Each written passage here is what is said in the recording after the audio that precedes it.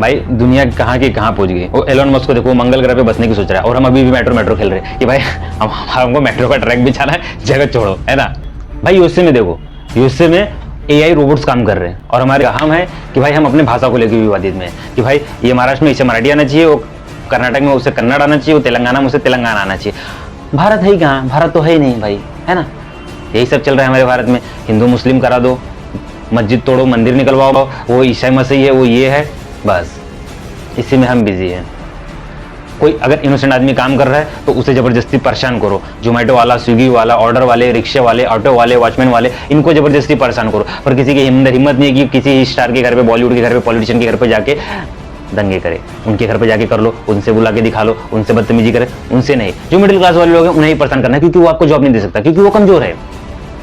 और हकीकत यही है कि हर कमजोर आदमी को उससे बड़ा ताकतवर आदमी दबाता है। इसलिए भाई कमजोर मत बनो, मैं तो बोलूंगा, सीधी सी बात है।